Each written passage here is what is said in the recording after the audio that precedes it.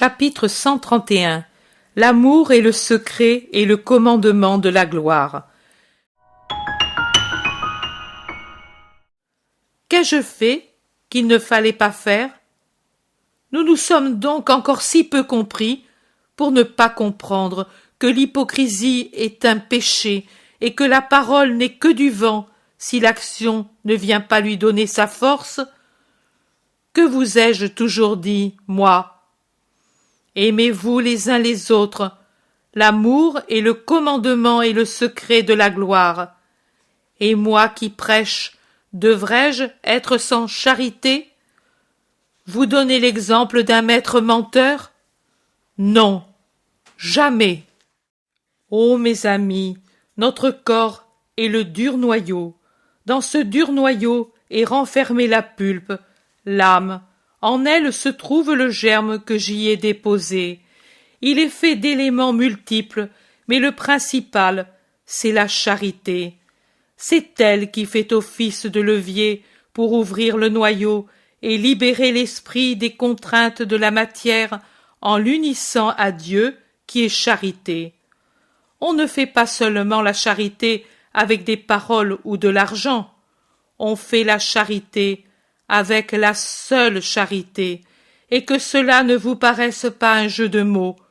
Moi, je n'avais pas d'argent, et les paroles ne suffisaient pas pour ce cas. Ici, il y avait 7 personnes au bord de la faim et de l'angoisse. Le désespoir avançait ses griffes noires pour saisir et noyer. Le monde s'éloignait, dur et égoïste, devant ce malheur. Le monde ne semblait pas avoir compris les paroles du Maître. Le Maître a évangélisé par le moyen des œuvres. J'avais la capacité et la liberté de le faire, et j'avais le devoir d'aimer pour tout le monde ces petits que le monde laisse sans amour. C'est tout cela que j'ai fait. Pouvez-vous encore me critiquer?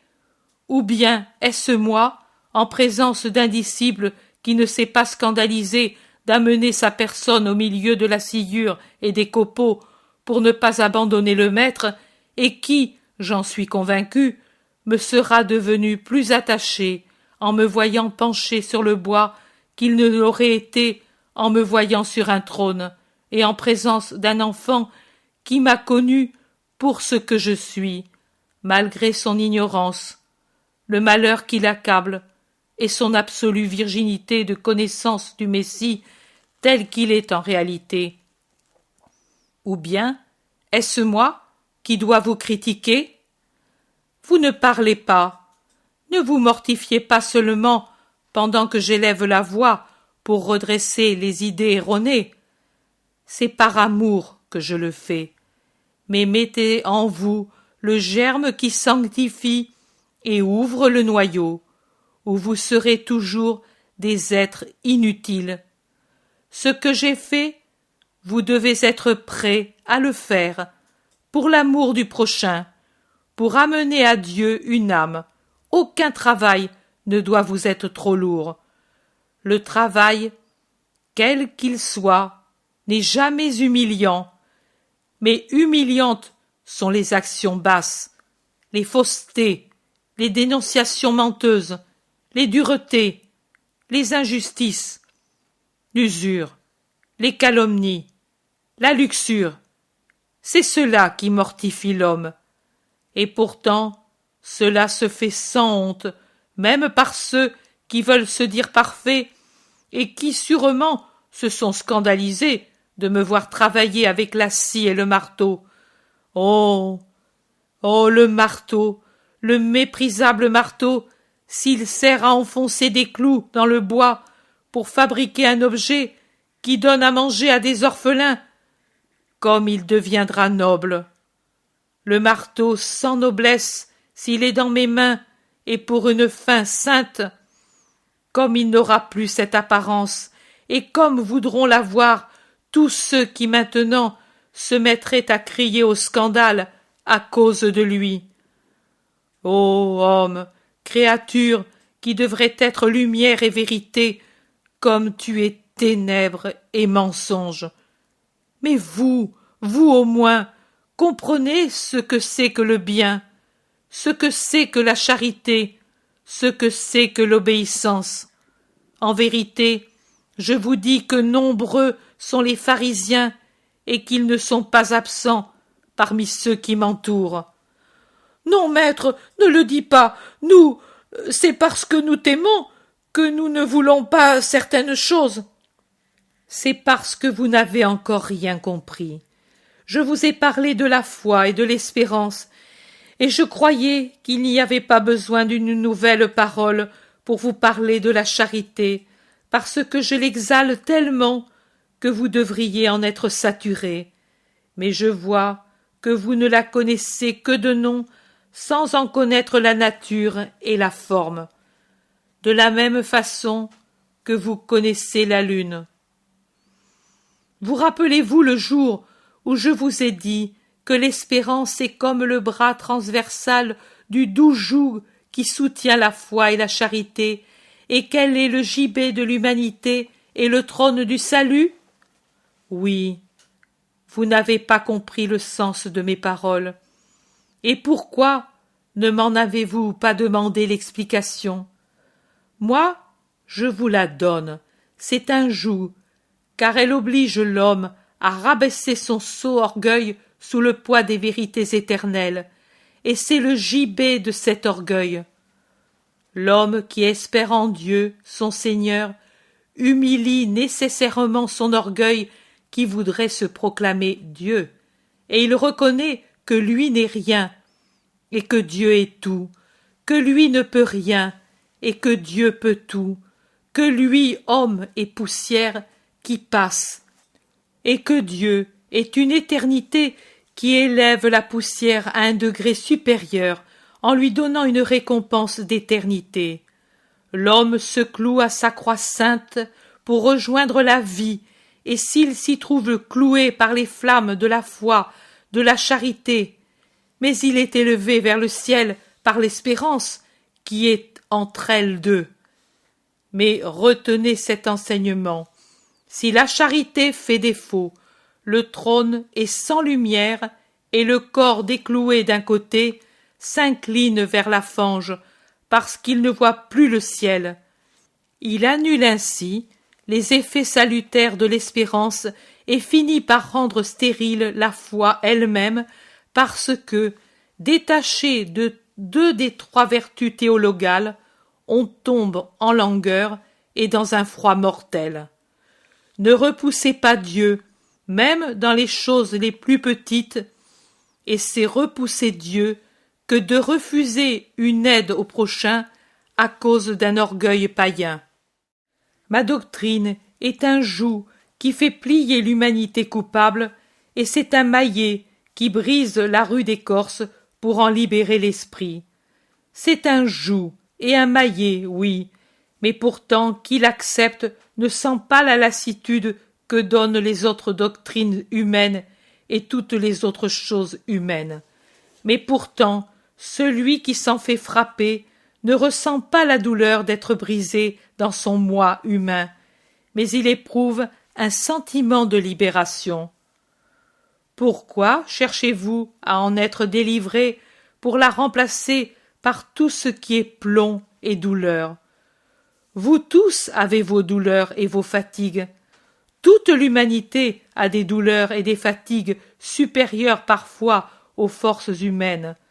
Depuis l'enfant, comme celui-ci, qui déjà porte sur ses petites épaules un grand fardeau, qui le fait se courber et enlève le sourire enfantin à ses lèvres et l'insouciance à son esprit, qui, toujours humainement parlant, ne sera plus jamais enfantin. Jusqu'au vieillard qui penche vers la tombe avec toutes les déceptions et les fatigues et le poids et les blessures de sa longue vie. Mais dans ma doctrine et dans ma foi se trouve le soulagement de ces poids écrasants. C'est pour cela qu'on l'appelle la bonne nouvelle, et qui l'accepte et lui obéit sera bienheureux dès la terre, parce qu'il aura Dieu pour le soulager et les vertus pour lui rendre facile et lumineux le chemin, comme s'il avait des sœurs affectueuses qui, en le tenant par la main, avec des lampes allumées, éclairent sa route et sa vie, et lui chantent les éternelles promesses de Dieu, jusqu'au moment où, laissant tomber en paix sur la terre le corps fatigué, il se réveille au paradis. Pourquoi voulez-vous, ô homme, être fatigué, désolé, lassé, dégoûté, désespéré, quand vous pouvez être soulagé et réconforté?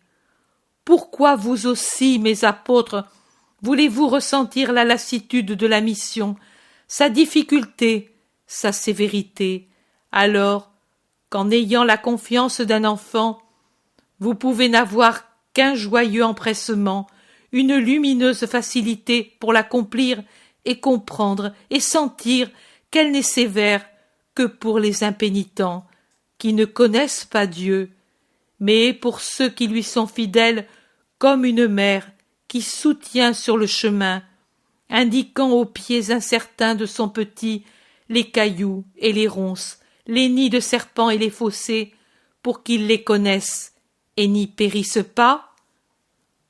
En ce moment, vous êtes désolé. Votre désolation a eu un commencement bien misérable. Vous êtes désolé d'abord de mon humilité comme d'un crime contre moi-même. Ensuite, vous êtes désolé parce que vous avez compris que vous m'avez peiné et qu'ainsi vous êtes encore loin de la perfection. Mais pour peu d'entre vous, cette désolation est dépourvue d'orgueil, de l'orgueil blessé par la constatation de n'être encore rien, alors que par orgueil vous voudriez être parfait. Ayez seulement l'humilité consentie d'accepter le reproche et de reconnaître que vous vous êtes trompé en promettant en votre cœur de vouloir la perfection pour un but qui dépasse l'humain. Et puis, venez à moi, je vous corrige, mais je vous comprends et compatis. Venez à moi, vous apôtres, et venez à moi, vous tous, hommes qui souffrez par des douleurs matérielles, par douleurs morales, par des douleurs spirituelles, ces dernières qui vous sont données par la douleur de ne pas savoir vous sanctifier comme vous le voudriez, pour l'amour de Dieu, et avec empressement, et sans revenir au mal. Le chemin de la sanctification est long et mystérieux, et parfois il s'accomplit à l'insu du voyageur qui s'avance dans les ténèbres avec le goût du poison dans la bouche et qui croit qu'il n'avance pas et ne boit pas le liquide céleste et qui ne sait pas non plus que cette cécité spirituelle est un élément de perfection. Bienheureux ceux, 3 fois bienheureux, ceux qui continuent d'avancer sans jouir de la lumière et des douceurs et qui ne cèdent pas parce qu'ils ne voient et ne sentent rien et qui ne s'arrêtent pas en disant « Je n'avance pas tant que Dieu ne me donne pas des délices. » Je vous le dis, le chemin le plus obscur deviendra très lumineux tout d'un coup en débouchant sur des paysages célestes. Le poison, après avoir enlevé tout goût pour les choses humaines, se changera en douceur de paradis pour ces courageux qui diront étonnés « Comment cela? Pourquoi pour moi une telle douceur et une telle joie? » C'est parce qu'ils auront persévéré, et Dieu les fera exulter dès cette terre de ce qu'il y a au ciel. Mais en attendant, pour résister, venez à moi, vous qui êtes fatigués et lassés, vous, apôtres, et avec vous tous les hommes qui cherchent Dieu, qui pleurent à cause de la douleur qu'ils rencontrent sur la terre, qui s'épuisent dans la solitude, et je vous restaurerai. Prenez sur vous mon joug. Ce n'est pas un fardeau, c'est un soutien. Embrassez ma doctrine, comme si c'était une épouse aimée. Imitez votre maître qui ne se borne pas à la bénir, mais fait ce qu'elle enseigne. Apprenez de moi, qui suis doux et humble de cœur. Vous trouverez le repos de vos âmes, parce que la douceur et l'humilité procure le royaume sur la terre et dans les cieux. Je vous l'ai déjà dit, que les vrais triomphateurs parmi les hommes sont ceux qui le conquièrent par l'amour, et l'amour est toujours doux et humble. Je ne vous donnerai jamais à faire des choses qui dépassent vos forces, parce que je vous aime, et que je vous veux avec moi dans mon royaume. Prenez donc mon insigne et mon uniforme, et efforcez-vous d'être semblable à moi, et tel que ma doctrine vous enseigne. N'ayez pas peur, parce que mon joug est doux, et son poids est léger, alors qu'infiniment puissante est la gloire dont vous jouirez si vous êtes fidèles. Infini et éternel. Je vous quitte pour un moment. Je vais avec l'enfant près du lac. Il trouvera des amis. Ensuite, nous romprons le pain ensemble. Viens, Joseph, je te ferai connaître les petits qui m'aiment.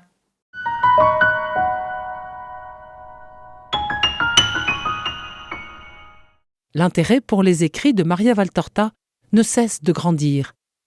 Et les fruits récoltés, vocation, conversion, sont immenses. Visionnaire de la vie du Christ, de la conception de Marie jusqu'au début de l'Église, sa description des personnages, de leur psychologie, la précision des lieux où ils évoluent, des coutumes et mœurs de l'époque, est proprement sidérante et à ce jour inégalée.